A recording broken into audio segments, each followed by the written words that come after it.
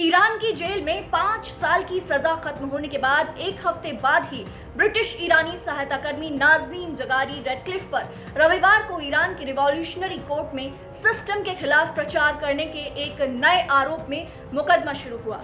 Britain के विदेश मंत्री डोमिनिक राब ने कहा कि इस दूसरे मुकदमे को बिल्कुल स्वीकार नहीं किया जा सकता। ब्रिटेन ने ईरान से मांग की है कि वो नाज़नीन को ब्रिटेन तुरंत वापस लौटा दे।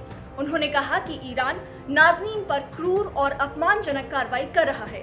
थॉमसन रॉयटर्स फाउंडेशन के साथ एक प्रोजेक्ट मैनेजर के तौर पर काम कर चुकी नाज़नीन को अप्रैल 2016 में ईरान में गिरफ्तार किया गया था और बाद में धार्मिक सत्ता को उखाड़ फेंकने की साजिश रचने का दोषी ठहराया गया था। नाज़नीन का परिवार और उनकी फाउंडेशन इन आरोपों से सरासर इनकार करते हैं। थॉमसन रॉयटर्स फाउंडेशन स्वतंत्र मीडिया फर्म थॉमसन रॉयटर्स और उनकी न्यूज सब्सिडियरी रॉयटर्स चलाते हैं। नाज़नीन के वकील होजत करमानी के अनुसार उन पर जो आरोप हैं वो लंदन में ईरानी दूतावास के सामने रैली में शामिल होने और बीबीसी की पर्शियन सेवा को इंटरव्यू देने के मामले से जुड़े हैं। करमानी ने कहा कि उन्हें अगले हफ्ते के भीतर ही फैसले की उम्मीद है। साथ ही उनके वकील ने कहा कि नाज़नीन अदालत में ठीक थी और शांत थी।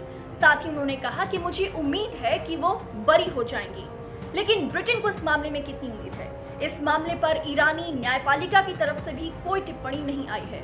ईरान की एविन जेल में अपनी 5 साल की सजा काट चुकी नाज़नीन को कोरोना वायरस महामारी के दौरान पिछले साल मार्च में जेल से रिहा किया गया था और पिछले रविवार तक वो घर में ही नजरबंद थी। अधिकारियों ने इस बीच उनके पैरों की जंजीरों को हटा दिया था, लेकिन उनके 5 साल की सजा की अवधि खत्म होते ही उन्हें तुरंत फिर से अदालत में बुलाया गया।